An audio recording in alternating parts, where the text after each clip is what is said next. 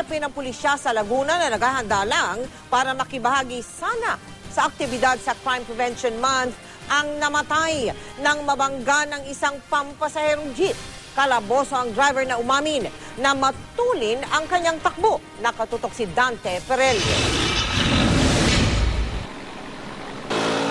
Wasak ang harapan ng pampasaherong jeep na ito matapos salpukin ng patrol car na nakaparada sa northbound ng highway sa Barangay Bangyas, Calauan, Laguna.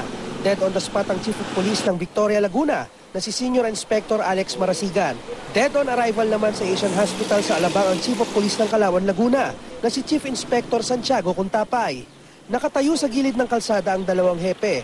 Naghahanda raw sila sa pag-alis pasado alas 5 ng madaling araw kanina papuntang Calamba gamit ang kanilang mga bisikleta para makibahagi sa Crime Prevention Month ng mabangga ng jeep.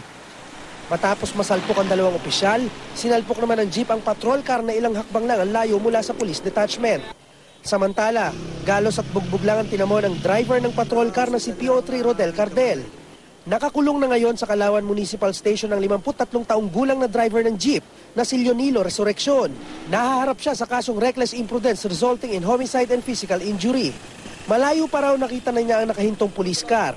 May kabilisan raw ang takbo niya na 70 kilometers per hour. Hindi raw siya inaantok o nakatulog habang nagmamaneho.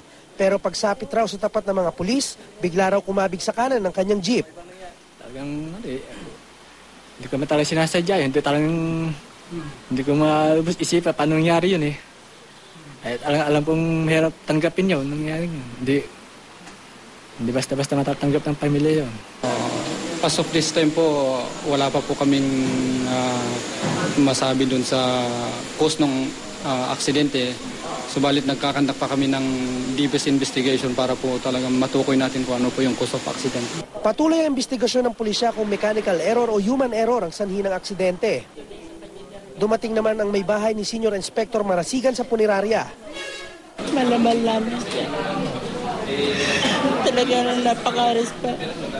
Sobrang maano sa amin, sa pamilya. Talagang may tang siya sa amin. Weekend, every Sunday, nagsisimba kami mag-ala. Para family reunion namin every Sunday talaga. Mula rito sa Laguna, Dante Perelio, nakatutok, 24 oras.